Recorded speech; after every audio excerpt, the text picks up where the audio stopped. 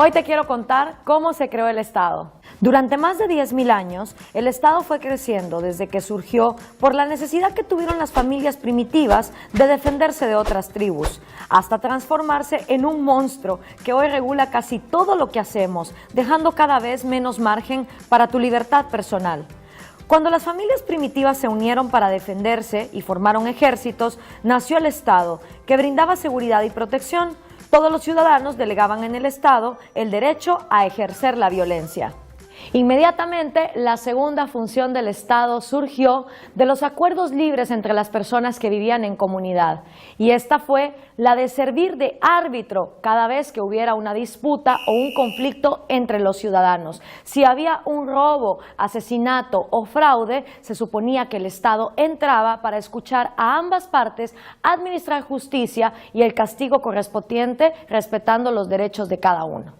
Paralelamente, las familias que conformaban una comunidad se pusieron de acuerdo para construir murallas y más adelante cloacas, acueductos, plazas y edificios de obra pública, haciendo así la tercera función del Estado, que vino a ser construir obras de interés común.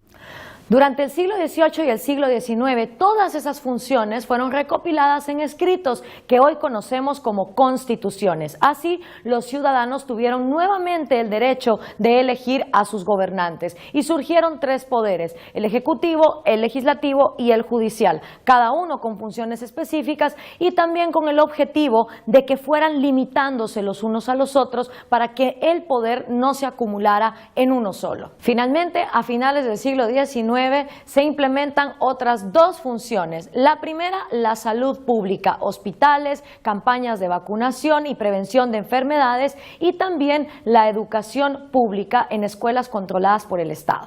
Ya entrado el siglo XX, ya estaban los estados en pleno funcionamiento con todas sus funciones básicas. La economía seguía creciendo a un ritmo del 5% anual y aún así las funciones del Estado también se incrementaban con este crecimiento económico. Pero todo cambió cuando vino la crisis mundial de 1930 y Estados Unidos, al mismo tiempo que trataba de pelear contra la crisis, la prolongó por las diferentes decisiones que el Estado fue tomando. Hasta ese momento, las crisis de los países se superaban pues sin grandes cambios en el sistema y tardaba más o menos 1 o 2 años en volverse a recuperar de una debacle económica. Pero a partir de la década de los 30, apoyados con las tesis del economista Maynard Keynes, el Estado encontró una excusa para sobreexpandirse y volverse él entonces el responsable del crecimiento económico, hacerse cargo de los ancianos y de otras funciones dentro de la sociedad.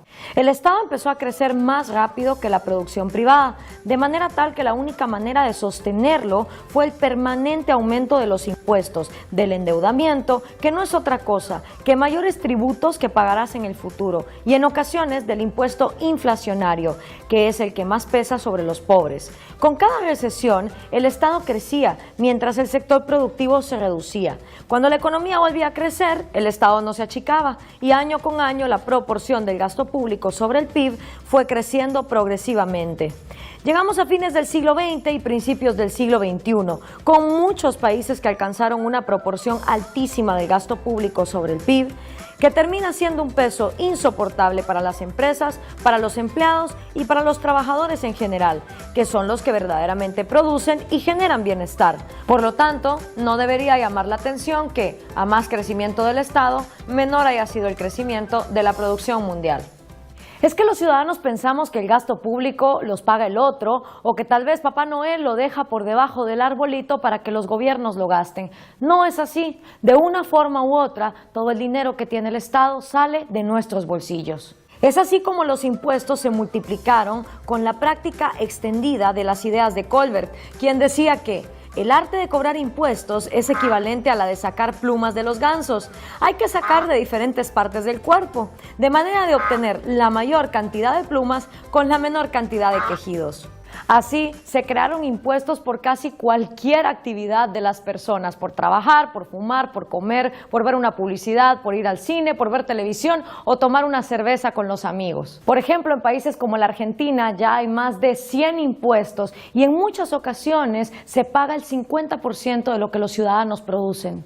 Los ejemplos son infinitos, pero basta con mencionar que los países que tienen un menor gasto público crecen a ritmos acelerados y viceversa.